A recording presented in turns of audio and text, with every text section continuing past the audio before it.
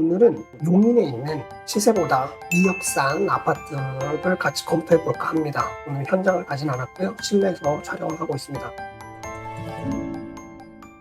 공부할 것도 조금 있고 시세 차익도 가져갈 수 있는 물건이라서 물건 공개에 앞서서 저희 6월달 소수정의 낙찰반 개강 일정이 나왔어요. 5월 30일 날 목요일하고 6월 4일 목요일, 토요일 날은 수시 모집을 하고 있으니까 관심 있으신 분은 언제든지 문의 전화 주시면 되겠습니다. 물건을 한번 살펴보도록 할게요. 같이 검토해본 물건은 사건 번호가 23타경 69826번이고요. 아파트예요. 용인시 수지구 신봉동 LG자이 1차예요. 저도 여기 아파트를 하나 가지고 있는데 건물 면적은 83, 그리고 감정가는 6억에 감정이 됐고요. 최저가가 지금 1회 유찰돼서 4억 2천입니다. 그러면 우리 위치 한번 봐야 되겠죠. 신봉동 LG자이 1차. 여기가 신봉 LG자이 1차 아파트고요. 우리 물건은 여기서 123동입니다. 123동이면 초등학교가 바로 옆에 있죠. 근데 초등학교가 바로 옆에 있어도 우리는 로드뷰를 통해서 정말 아이들이 어떤 길로 초등학교를 다니는지를 한번 봐야 돼요. 조금 있다가 로드뷰로 아이들이 어떻게 지나가는지 한번 살펴보도록 할게요. 아파트를 볼 때 지하철을 제일 먼저 찾게 되잖아요. 근데 지하철이 근처에 없어 보입니다. 수지구청역이랑 성북역이랑 해서 쭉 있어요. 그래서 동천역 위로 올라가면 판교입니다. 근데 요 수지구청역은 아시는 분들은 아실 텐데요. 여기에 호재들이 좀 많이 있죠. 한번 호재를 한번 살펴볼게요. 아시를 통해서 보겠습니다. 아시를 통해서 보면 이렇게 옆으로 가시면 수지구청역의 학원들이랑 상권이 너무 형성이 잘 되어 있는데요. 재건축 내지 리모델링 사업이 계속 진행 중이에요. 이만큼입니다. 위치는 이렇다라고 보시면 됩니다. 사진을 한번 보도록 할게요.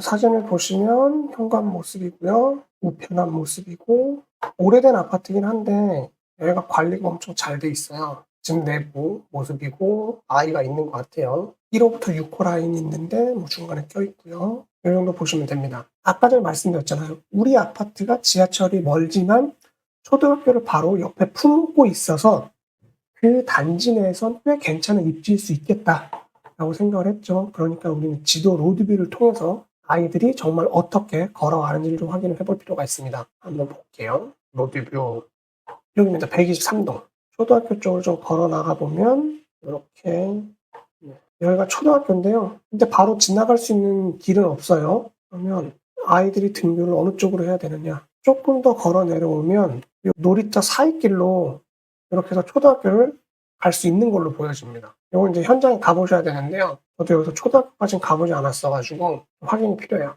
만약에 이렇게 초등학교 못 가면 이렇게 공원을 끼고 밑으로 내려와서 여기서 이렇게 다시 올라가야 돼. 어쨌든 아이들은 길을 건너지 않고 초등학교를 갈 수 있습니다. 초등학생들이 길을 건너지 않고 학교를 갈 수 있다는 거는 부모들 입장에서는 정말 최고의 메리트죠. 시세를 좀 확인을 해보면 제가 다 찾아놨어요. 우리 물건은 84 타입이고요. 전용 면적이기 때문에 분양 면적까지 해서 110제곱미터로 해서 찾았습니다. 우리 물건은 4층이에요. 저층 기준으로 가격을 확인해 봐야 되는데 지금 낮은 순서대로 확인을 했더니 현재 매물이 6억 2천에 한 개가 나와 있습니다. 이 6억 2천 매물을 내놓은 부동산에 전화를 해서 이 6억 2천에서 가격이 조율이 되느냐를 확인해 보시면 돼요. 그렇게 해서 우리가 지금 당장 살 수 있는 최저 가격을 조사를 해보시면 됩니다. 물론 이것만 조사를 할 게 아니고 요 밑으로 이 언저리에 있는 모든 물건을 조사를 하셔야 돼요. 그러면 매매는 6억 2천이고요. 전세는 얼마냐? 전세는 4억 4천 정도네요. 그럼 실거래를 한번 보겠습니다. 실거래가 꽤 많이 찍혀 있죠. 좀 내려갔다가 다시 우상향이 어느 정도 된 걸로 보실 수가 있어요. 매매 실거래는 7층이 6억 5천. 네, 지난달이죠. 그리고 지지난달에는 8층이 6억 8천. 이 정도의 거래가 됐습니다. 전세는 4억 3천에서 4억 7천 정도. 이렇게 왔다 갔다 하고 있어요. 1월 달에 전세 거래가 많았네요. 이렇게 보시면 되고, 권리 분석을 해보자면 2016년 1월 29일 날 근저당이 설정이 됐고요. 이 근저당 밑으로 전부 다 소멸이 됩니다. 인수 권리가 없어요. 그러면 이 근저당보다 빠른 임차인이 있는지를 확인해 봐야 되는데 임차인 내역을 보면 주식회사 M땡땡땡땡이 있고 전입이 없어요. 그리고 보증금은 500만 원이 되어 있습니다. 근데 내용을 보시면 전세권자로 순위 배당이 있음 이렇게 되어 있어요.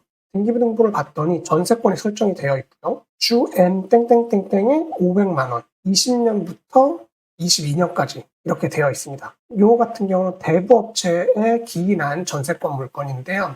요 내용을 조금 더 깊이 설명을 좀 드리도록 할게요. 제가 블로그 글을 하나 발행해 놓은 게 있어요. 그걸 같이 보면서 확인을 좀 해보도록 할게요. 경매에서 돈을 빌려준 대부업체는 왜 500만 원씩 전세권을 설정을 할까? 요 내용이고요. 우리가 경매지를 좀 보다 보면 전세권이 설정된 물건을 좀 찾게 되는데요. 우선 전세권이라는 거에 대해서 정리를 좀 해드릴게요. 전세권은 임대인하고 임차인하고 합의를 해서 전세권이라는 걸 등기부등본에 등기를 하는 겁니다. 일종의 계약이에요. 이거는 반드시 등기부등본에 등기를 해야만 효력이 있는 거고요. 보통 임차인의 계약서는 계약서를 쓰고 전입신고를 하는 것만으로도 효력이 발생이 되죠. 이거는 주인의 동의가 있어야만 할 수가 있어요. 물론 비용도 발생이 됩니다. 이 전세권은 임차인의 확정일자랑 전입신고랑 비슷한 효력을 가지게 돼서 전세권을 설정을 하게 되는데요. 이 임차인은 임대인의 동의 없이 이 전세권을 양도를 하거나 다른 사람한테 양도를 하거나 전전세를 할 수가 있습니다. 그리고 가장 좋은 점은 전세권 설정 등기를 한 임차인은 판결 절차가 없이도 직접 경매를 할 수 있다. 이렇게 되어 있는데요. 이 내용에 따라서 내부업체에서 돈을 빌려주면서 전세권을 설정을 하게 되는 겁니다. 그래서 해당 사건 내용을 좀 봤더니 MK캐피탈에서 500만 원에 전세권을 설정을 했어요. 근데 임차인이 대부업체다? 이런 사람들 무서운 사람들이 아니냐 이렇게 오해를 하시는데요. 네, 무서운 사람들은 아니에요. 그냥 돈을 빌려주는 회사입니다. 그래서 초보분들이 뭐 대부업체가 이렇게 써져 있으면 조금 기피하는 현상들이 좀 있는데 그러진 않으셔도 돼요. 그래서 좀 전에 봤던 물건도 전세권 설정된 물건인데 보시면 500만 원을 설정을 했죠. 대부업체에서 돈을 빌려줬어요. 그러니까 근저당을 설정을 했단 말이에요.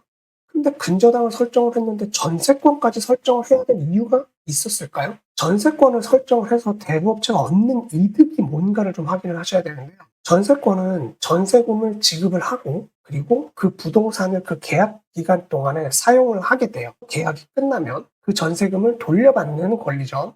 전세권을 설정한다는 건 기본적으로 우리가 확정일자랑 동일한 효력을 가지게 되고요. 경매에 넘어가더라도 순위를 보장받는 권리예요. 오늘 사건 내용을 보면요. 2016년도 1월에 집주인이 근저당을 설정을 했어요. 2억 8천에 근저당을 설정을 했는데 쭉 살다가 돈이 좀 모자랐나 봐요. 그래서 2020년도에 돈을 캐피탈 회사에서 빌렸습니다. 여기 보면 한마음 대부업체가 있고 채권 양도전 MK캐피탈이라고 되어 있죠. 이건 뭐냐면 MK캐피탈에서 먼저 돈을 빌려줬고요. 그 돈 받을 권리를 한마음에다가 다시 넘겨준 거예요. 두 개는 똑같은 겁니다. 근데 MK캐피탈에서 최초에 돈을 빌려줄 때 이미 은행에서 돈을 빌려 쓴 게 있잖아요. 그들이 빌려줄 수 있는 최대 금액을 대출을 해줍니다. 그 대신 그 물건에 다른 임차인이 있으면 대출을 많이 해줄 수가 없겠죠. 그래서 은행에서 대출해주는 거랑 똑같이 소유주한테서 무상임대차 확인서를 받고 돈을 빌려줘요. 그래서 집주인의 동의하에 전세권을 설정을 하게 되고요. 이 전세권이라는 거는 그 건물에 대한 사용이랑 거기서 생기는 수익 전부에 대한 권한을 넘겨주는 거랑 똑같습니다. 근데 우리가 은행도 마찬가지지만 돈을 빌려 쓴 사람이 돈을 안 갚으면 어떻게 해야 되죠? 안 갚으면 경매에 넣어야 되는데 임차인은 임대차 보증금 반환 청구 소송을 통해서 승소 판결을 받아야만 경매에 넣을 수 있습니다. 근데 이 전세권은 그게 없어도 바로 경매에 넣을 수 있어요. 그래서 뭐 복잡한 과정 없이 그냥 전세권에만 기인해서 경매를 넣을 수가 있어요. 돈을 빌려준 사람이 채권을 회수하기가 용이하다는 거죠. 그리고 두 번째로 전세권자가 이걸 설정하는 이유는 이 전세권에 설정된 부동산은 다른 임차인이 임대 계약을 할 수가 없겠죠. 왜냐하면 그 위에 권리가 전세권이라고 권리가 설정이 되어 있으니까 그 집에 또 다른 임차인이 들어올 리도 거의 만무합니다. 중개사님들도 중개를 잘 하지 않습니다. 이런 물건은. 보통 이런 거는 설정을 딱 해둠으로써 그 다음 임차인을 쉽게 받지 못하는 그런 협박용에 가깝다고 보시면 돼요. 네. 결국 이렇게 전세권을 설정을 하게 되면 등기부등본에 등기가 딱 됨으로써 보다 강력하게 전세권자의 지위랑 채권을 보장해준다고 할 수가 있어요. 우리 지금 실무에서는 이런 아파트를 낙찰받게 되면 돈을 빌려 쓴 사람이 내가 거기에 살고 있고 또 다른 임차인이 없습니다 라는 거주하는 사람이 없다라는 확인서를 제출을 함으로써 대출을 받는 거라서 실제 낙찰을 받아보면 대부분이 실제 소유자 겸 채무자가 거주를 하고 있어요. 그렇다 보니까 우리는 인도명령 제도를 통해서 명도를 진행하면 됩니다. 그 대신 조심하셔야 될 게